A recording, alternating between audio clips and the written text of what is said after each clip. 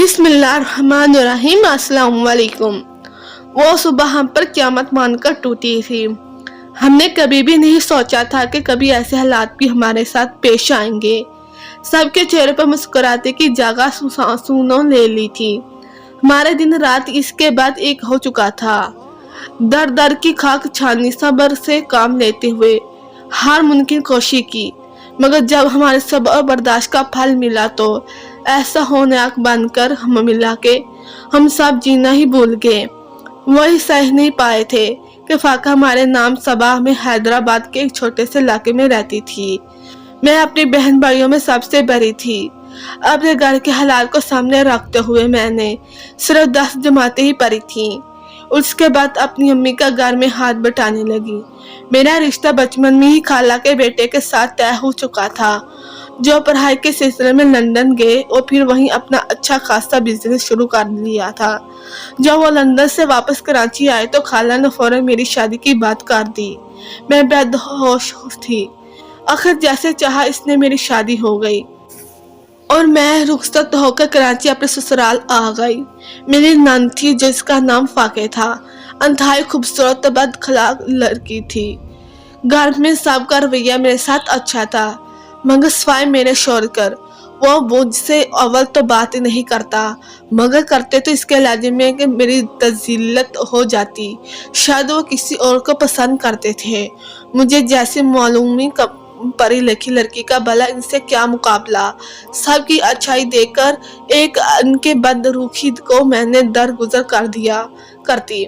मेरी नंद की उम्र इस वक्त 19 साल की थी। एक दिन वो कॉलेज से घर वापस आई तो काफी थकी लग रही थी। रंगत बिल्कुल जद पड़ चुकी थी। मैंने इसकी ये हालत देखकर पूछा तो कहने लगी, कुछ नहीं भाभी, बस ज़रा तबीयत खराब है, कुछ देर रेस्ट करूंगी तो ठीक हो जाएगी। इसकी आंखें बिल्कुल लाल हो रही थी, गोया या रो रो कर आ रही हो। मैंने मजीद पूछना मुनासिब ना समझा और उसे आराम करने के लिए भेज दिया। रात के खाने का वक्त हुआ तो सोचा खाला से आज खाने के बारे में पूछ लूं। मेरे कदमों इनके दरवाजे के करीब ही रुके गए जब अंदर से साथ की आवाज आई। वो मेरे शोर से सारम की बात कर रहे थे। फाके का रिश्ता आया है, अच्छे और नए लोग हैं, बस तुम्हारी राय दरकार है। मैं दरवाजा खोलकर अंदर दाखिल हुई तो सारम बोले, अभी इसकी उम्र ही क्या है अम्मी, मैं अभी इसकी शादी नहीं करवाना चाहता, आप मना कर दे। पहले जिल्लत क्या भूल गई। अब सारम इतना कहते हुए वहां से बाहर चले गए। मेरी सास की रंगत ये बात सुनकर उड़ गई थी। बड़ी मुश्किल से तो ये करा सास आया था। उन्होंने मेरे साथ के पास जाकर बैठ गई। वो एक सर्द सी सांस खारिज कर बोली कि बेटा बेटियां और बहनें तो सभी को प्यारी होती हैं, वक्त पर ही उन्हें अपने घर का कर देना ही बेहतर होता है, मगर तुम्हारा शौहर है मानता ही नहीं। सास की बात सुनकर मैंने उन्हें समझाया कि मैं बात करूंगी। शाम से रात को खाने से फारिग होकर मैं अपने कमरे में गई, मगर वहाँ सारे मौजूद नहीं थे। कुछ सोचते हुए मैंने फाका के कमरे की जाना रुख किया।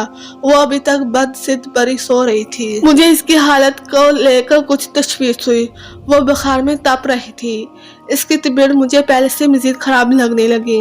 मैंने फौरन जाकर सास ससुर को बताया, जो अपने कमरे में बैठे चाय पी रहे थे। मेरी इस बात पर मेरी सास का तो काफी हार परेशान हो गई, जबकि ससुर ने कड़ी नजरों से मुझे देखा और कहने लगे, मौसम ही खराब हो गया, ठीक हो जाएगी, ज्यादा फिक्र करने की जरूरत नहीं है। इनकी बात हर फल वक्त किसी ने ध्यान ना दिया और फाका को डॉक्टर के पास ले जाया गया। अगले ही दिन फाका का रिश्ता लेकर खाला की एक दोस्त हमारे घर आ गई। शुरू में तो वो काफी हर जोश फाका से मिलने बेचैन थी, मगर जब हम उन्हें इस कमरे में लेकर गए तो वो खास सी दिखाई दी, जिसकी वजह शायद इसका बजा हुआ राज बे रौनक चेहरा था। इनके इनकार से पहले ही खाला ने इनकार कर दिया। फाके की तबीयत पिछले एक हफ्ते से यूं ही मजीद बिगड़ती चली जा रही थी। इसके चेहरे को देखकर यूं ही लगता गोया अंदर ही अंदर किसी बात वो गल रही है। मैंने कई बार अहम राज बनकर पूछना चाहा, पर वो फीका सा मुस्कुराकर बात को टाल देती। कल से फोन पर फोन आ रहे थे, मगर वह फिर भी जाने न मना कर रही थी। इसे एक महीने में इतनी गल सी गई, सब कुछ छोड़कर अपने कमरे तक महदूद हो गई। खाला दिन ब दिन इसकी हालत को देखकर अंदर ही अंदर रोती रहती, जबकि मेरा खालू سخت مزاج انسان تھے۔ ان کے لیے ایسی باتیں پر دھیان قطعی ضرورت نہیں تھا۔ ماضی کی کچھ باتوں نے انہیں کافی کروا کر دیا تھا، ورنہ وہ ہمیشہ سے ایسے نہیں تھے۔ ایک دن میں جب فاقے کے کمرے میں اسے کھانا دینے کے لیے گئی تو مجھے اس کے کمرے سے کچھ باتوں کی آواز میں آنے لگی۔ وہ روتے ہوئے کسی سے فون پر بات کر رہی تھی۔ پھر بولی، کاش میں سب کو بتا سکتی، مگر میں مجبور ہوں۔ اگر میں نے بتایا تو میرے ساتھ بہت برا ہوگا۔ اس کے یہ الفاظ مجھے بہت کچھ سوچنے پر مجبور کر گئے۔ میں کمرے میں داخل ہوئی تو میرے قدموں کی چپ سن کر وہ ہڑبڑا گئی۔ اس نے موبائل فون کان سے ہٹا دیا، یہ دکھانے لگی جیسے کچھ ہوا ہی نہ ہو۔ میں اس وقت پر سختی سے نہیں کر سکتی تھی۔ میں اس کے پاس کے بغیر کوئی سوال جواب کیے ادھر ادھر کی باتیں کرنے لگی۔ پھر آخر میں سوال کیا، فاقے کیا تم کسی اور کو پسند کرتی ہو؟ میری بات سن کر اس کے چہرے پر کئی رنگ آ کر گزرے۔ وہ پہلے تو مجھے بغور دیکھتی رہی، پھر بغیر کچھ بولے چہرہ دوسری طرف موڑ لیا۔ اس کا یہ مطلب تھا کہ وہ مجھ سے بات نہیں کرنا چاہتی۔ میں نے اسے یہ یقین دلایا کہ اگر وہ مجھے سچ بتائے گی تو میں ہر حال میں بہتر طریقے سے اس کی مدد کر سکوں گی۔ اس پر وہ دکھی سے لہجے میں بولی کہ بھابی سچ جان کر آپ شاید جی نہ سکیں۔ اس کے یہ الفاظ مجھے کچھ سمجھ نہ آئے۔ میں کوئی نہ جان سکوں، آخر ایسا کیا تھا جسے جان کر میری زندگی پر بھی اثر پڑ سکتا تھا؟ مزید فاقہ کچھ نہ بولی اور میں وہاں سے اٹھ کر باہر لائی گئی۔ خالہ نے کئی سائیکٹرسٹ سے واقعے کا علاج کروایا، مگر وہ ہر بار پہلے سے زیادہ دباؤ کا شکار ہوتی جائی تھی۔ اب تو سارم بھی کافی پریشان رہنے لگے تھے۔ پتہ نہیں ایسا کیا تھا کہ اس لڑکی کے دل میں اس دن کالج سے بعد یہ لڑکی دوبارہ کبھی مسکراتی ہوئی نظر نہیں آئی تھی۔ اب تو خالہ نے تعاون داغے سے بھی لینا شروع کر دیے۔ کسی کا کہنا تھا کہ فاقہ پر کسی قریبی رشتہ دار نے کالا جادو کرایا ہے، تو کوئی کہتا ہے اس پر ایک سایہ ہے جو اسے اندر ہی اندر ختم کرنے کی کوشش کر رہا ہے۔ ان سب کی باتوں نے ہمیں مزید پریشان کر رکھ دیا تھا۔ کیا سچ تھا کیا جھوٹ تھا، یہ صرف فاقہ خود ہی جانتی تھی۔ ایک روز شام گھر پر جلدی آئی تو فاقہ سے بولے، آج باہر گھومنے چلتے ہیں، تمہارا موڈ اچھا ہو جائے گا۔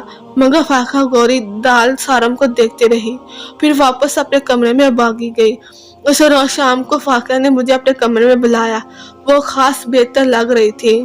مجھے بلا کر اپنے پاس بٹھا اور کہنے لگی، بھابی میں ایک لڑکے کو پسند کرتی ہوں، اس سے شادی کرنا چاہتی ہوں، آپ پلیز امی اور بھائی کو بتا دیں۔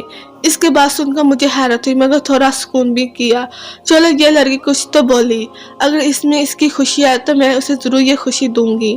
میں نے اس کی پسند گھر والوں کو سامنے رکھی جس پر وہ راضی ہوگا، مگر صفائی سارم کے وہ کہنے لگے، کیا معلوم کیسے لوگ ہیں، کون ہے، میں کیسے اپنی بہن کو کسی سے بھی حوالے کر دوں۔ سارم کا وہی لہجہ ایک بار پھر سب کو سوچ میں دبا دیا۔ اگلے دن رشتہ لے کر وہ لوگ ہمارے گھر آئے۔ ہر لحاظ سے وہ اچھے اور بااخلاق لوگ تھے اور اس رشتے میں کوئی خرابی نظر نہ آئی، تو خالہ اور خالو نے سارم کی مرضی نہ ہوتے ہوئے بھی وہاں کر دی۔ 1 مہینے کے اندر شادی کی تیاری شروع کر دی گئی۔ گھر میں مصروفیات مزید بڑھ گئی۔ اسی بیچ مجھے امید سے ہونے کی بھی خوشخبری مل چکی تھی۔ سبھی گھر والوں کی خوشیاں دوبالا ہو گئی تھی، مگر شاید سارم کو اس بات سے کوئی خاص فرق نہیں پڑا تھا۔ وہ سب سے کٹ کر رہنے لگے تھے۔ جس دن رشتہ طے ہوا میں نے دیکھ لیا تھا وہ کتنی ہی دیر فاقہ کے کمرے میں اسے ڈانٹتے رہے، یہاں تک کہ ہاتھ بھی اٹھا لیا، مگر وہ لڑکی بغیر کچھ بولے اپنی بیٹ پر اٹل رہی۔ شادی کے دن قریب آ چکے تھے۔ مہندی کی فنکشن بغیر نوافیت ہو جانے کے بعد آج اس کی بارات تھی، مگر مجھے کسی طور بھی سکون نہیں آ رہا تھا۔ مجھے یہ محسوس ہو رہا تھا گویا کچھ بہت برا ہونے والا ہے۔